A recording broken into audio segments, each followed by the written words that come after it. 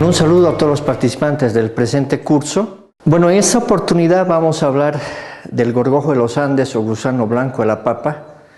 Uno de los problemas más importantes en cuanto a insectos en el cultivo de papa. Es una plaga importante porque causa pérdidas al agricultor, pérdidas económicas importantes que pueden ir por encima del 30% y llegar hasta un 90% de daño.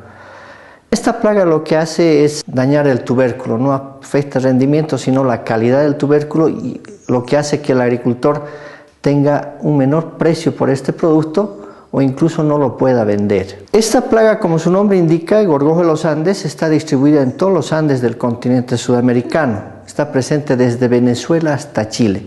Y en nuestro país está presente en toda la zona andina, en todas las zonas de altura donde se produce papa. En Bolivia, el gorgojo de los Andes es un complejo porque tenemos más de 5 especies diferentes, una para zonas bajas y las demás están presentes en zonas de altura. Aquí nos interesa diferenciar 2 especies por las medidas de control que vamos a tomar, porque los hábitos son diferentes, como vamos a ver más adelante. Como dije al principio, el daño que hace esta plaga lo hace principalmente en el tubérculo. El gusano o la larva de este insecto se alimenta del tubérculo cuando está dentro del suelo. O sea que al cosechar vemos ya papas dañadas o después de la cosecha se observa el daño. Entonces la papa se presenta con unas galerías que hace la larva al alimentarse del tubérculo, que las llena generalmente de su excremento, lo que le da un mal sabor, le da mal aspecto a la papa, y como dije anteriormente, el agricultor o tiene que vender muy barato o directamente no lo puede vender. En muchos casos dice el agricultor que las papas dañadas por el gorgojo de los Andes, el gusano blanco, es para botar, no sirve más, ni el chancho quiere comer, mencionan ellos. En cuanto a la diseminación de esta plaga, pues como su nombre indica, el gorgojo de los Andes es una plaga nativa del continente sudamericano, de toda la zona andina, o sea que siempre la hemos tenido. Había dicho que el gorgojo de los Andes es un complejo. Deberíamos diferenciar 2 especies específicamente, lo que es Premnotripes y Rigopsidius. Vamos a ver las diferencias en su hábito de ambas especies. En el caso de Rigopsidius, inicialmente la teníamos reportada solamente en la zona sur del país, ¿ya? Pero actualmente ya las tenemos presentes hasta en La Paz, está reportado. Entonces pensamos que esta plaguita ha ido desde el sur hasta La Paz, pues en la semilla. Por eso hay que tener mucho cuidado con el origen de la semilla con la que estamos trabajando. Ya entrando en el ciclo biológico de la plaga, como todos los insectos, pasa por un proceso de metamorfosis. O sea, primero está el adulto. La ventaja que tenemos con esta plaguita es que el adulto no vuela, solo camina, pero es un gran caminador. Es de hábitos nocturnos, solamente se alimenta de las hojas de la planta de papa, solo come hojas. Y en la noche salen a alimentarse, a copular con la hembra y a poner huevecillos. En promedio, una hembra de gorgojo pone 500 huevecillos más o menos, y los pone cerca del cuello de la planta de la papa. De este huevecillo va a salir una larvita. Esa larvita se va a introducir al suelo a buscar alimento. La larva se alimenta solamente de papa, o sea que entra al suelo hasta encontrar el tubérculo y se introduce al tubérculo donde empieza a alimentarse. Esta larva, desde que sale del huevecillo, que es muy chiquitita, hasta que completa su ciclo larval, tiene que crecer 10 o 15 veces su tamaño, por lo que debe comer mucho. Es por eso que el daño que hace en la papa al alimentarse es bastante serio. Son galerías que afectan mucho la calidad del tubérculo. Una vez que termina de alimentarse, esta larva sale del tubérculo, ¿ya? Y esta etapa más o menos coincide con la época de cosecha de la papa. Sale del tubérculo, se introduce al suelo, en el suelo hace una cámara pupal y empieza a transformarse en pupa. Después de un tiempo, esta pupa ya no se alimenta, no necesita alimento, se convierte en adulto y ese adulto va a salir otra vez. Todo este ciclo dura 1 año, ¿ya? Y está muy sincronizado con el cultivo de papa, con el cultivo de año especialmente. O sea que estos adultos están saliendo de estos lugares justo cuando la papa está emergiendo en campo. Habíamos hablado de 2 especies de gorgojo, ¿ya? Lo que he explicado ahora corresponde a Premnotripes. La diferencia con la otra especie, que es Rigopsidius, es que una vez que la larva se introduce al tubérculo, no sale del tubérculo hasta que es un adulto. O sea que permanece en el tubérculo, estado de larva, pupa y adulto, y de recién sale del tubérculo para ir al campo de papa. Este hábito ha hecho de que sea muy fácil de transportarlo en la semilla. Es por eso que inicialmente esta plaga, que estaba solamente reportada en el sur del país, actualmente ya tenemos reportes de su presencia en el departamento de La Paz. Pensamos que su diseminación ha sido a través de la semilla. Por eso hay que tener mucho cuidado con el origen de la semilla que vamos a usar. Entonces, conociendo toda esta biología y hábitos de la plaga, podemos ya tomar o diseñar una estrategia de manejo integrado. En el caso del gorgojo de los Andes, la estrategia de manejo integrado tiene como 15 o 16 componentes, o sea, diferentes actividades que podemos hacer en campo para bajar la población de esta plaga. Pero hemos seleccionado unas 5 o 6 prácticas que pensamos que son las más fáciles de adoptar, más económicas y las que nos permite bajar poblaciones de la plaga. Por ejemplo, enseñar al agricultor que debe preparar con anticipación su parcela de papa. Ya esto para que remueva el suelo y podamos eliminar la población que podría haber quedado en ese terreno. Otra práctica es la eliminación de plantas voluntarias o plantas quipas, que son las plantas que quedan de la anterior campaña. Es ahí donde van a llegar los primeros gorgojos que emergen y con seguridad van a continuar con su ciclo. Otra práctica es el usar trampas de yute o de paja. Son pedacitos de yute que podemos usar y ponerlas alrededor de la parcela de papa, cada 3-5 metros. Habíamos dicho que el adulto no vuela, solo camina. Entonces, generalmente viene de afuera el adulto y entra por los bordes de la parcela.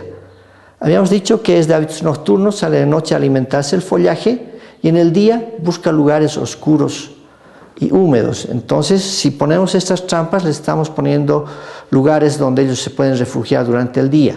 Entonces, nosotros durante el día podemos ir y recogerlos fácilmente debajo de estas trampas, lo que nos permite bajar la población de la plaga.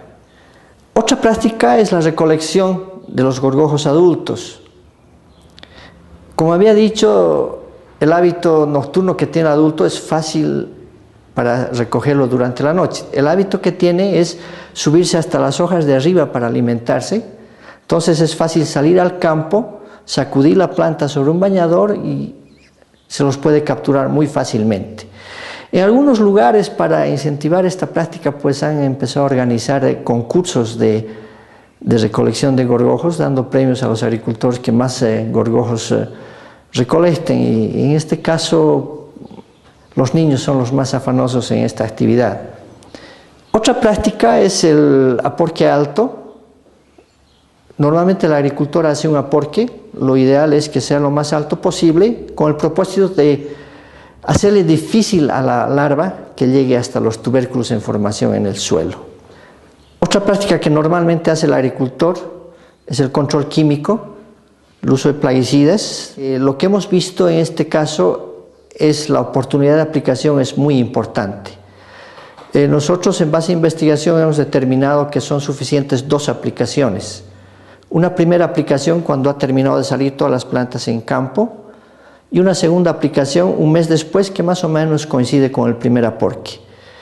¿Por qué en esta época? Esta práctica está dirigida a eliminar al adulto antes que ponga huevos. Porque si ya hubiera huevos en campo o las larvas ya están adentro, no hay un producto químico que vaya tras las larvas y logre matarlas. Entonces la idea es matar al adulto antes que ponga huevos.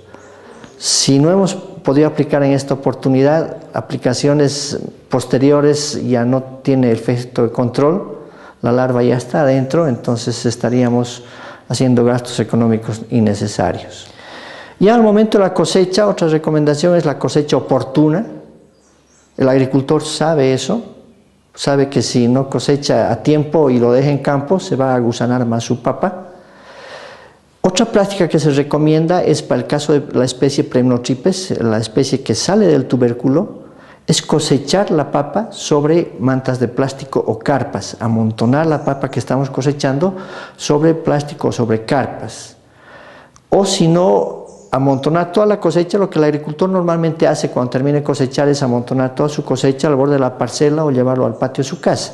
Amontonar esto sobre una carpa. ¿Esto por qué? Las larvas que han completado su ciclo larval van a salir de la papa y se van a introducir al suelo. Si está sobre un plástico o una carpa, esas larvas no pueden introducirse al suelo y nosotros podríamos colectarlas fácilmente, y si tenemos gallinas, mejor las gallinas se las van a comer. Es un muy buen control biológico que nos permite bajar las poblaciones para la campaña siguiente. Lamentablemente el daño ya está hecho en papa, pero podemos bajar la población para la campaña siguiente. Otra práctica que hacemos específicamente para esta especie que sale del tubérculo es la remoción o el cavado de las zonas donde se ha amontonado la papa en caso de que no hayamos usado una carpa. Lo que debemos hacer es marcar el lugar donde hemos amontonado la papa y en el mes de julio, agosto más o menos, empezar a remover ese lugar.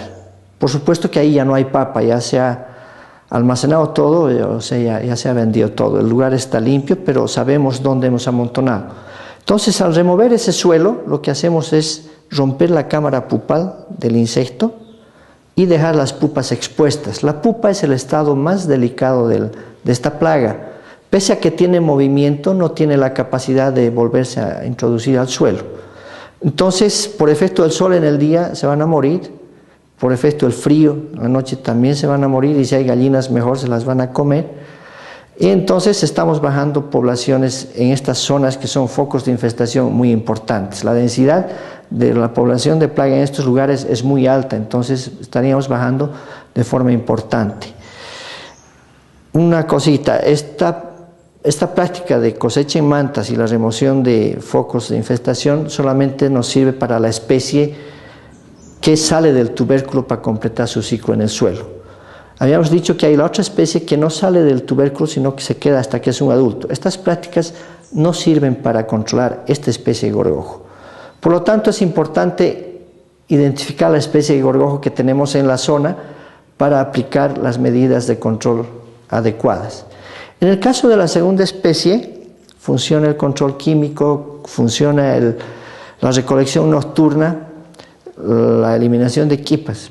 Pero otra práctica que es exclusiva para esta especie es que antes de iniciar la siembra, la semilla que tenemos en el almacén, que posiblemente tenga a la plaga en su interior, lo que debemos hacer una semana antes es embolsar esta semilla. O sea, comprar un plástico que venden por metros, cerrar a un lado, meter la papa ahí adentro y cerrar al otro lado. Como sabemos, la papa es un organismo vivo que respira, transpira. Entonces, al estar cerrado en plástico, va a crear un ambiente de humedad por la actividad fisiológica de la semilla, y ese ambiente de humedad va a ser una señal para que los adultos de la plaga que están en la papa salgan. Entonces, después de esos 7 días, sacamos la papa y llevamos a sembrar. Con esto estamos garantizando que la papa que estamos sembrando está libre de la plaga, y en la bolsa vamos a quedarnos con los adultos que han salido para poderlos eliminar. Bueno, resumiendo todo esto, lo importante es que tenemos 2 especies importantes de gorgojo en las zonas de altura, y es muy importante identificar la especie que tenemos en la zona para aplicar las medidas de control adecuadas. Ya conocemos la biología, conocemos algunas de las prácticas que podemos aplicar, pero algo muy importante es que la aplicación de estas prácticas tiene que ser masiva en toda la comunidad, porque no nos va a servir de nada de que un agricultor que esté escuchando esto aplique las prácticas que está aprendiendo y su vecino no haga nada. Entonces, en la parcela del vecino la plaga se está multiplicando y va a llegar al otro agricultor. Entonces, lo importante para bajar poblaciones de esta plaga en toda una zona es de que esto tiene que ser masivo. Lo ideal es que toda la comunidad tiene que estar involucrada en la aplicación de estas plagas, la aplicación de estas medidas de control para bajar las poblaciones de la plaga.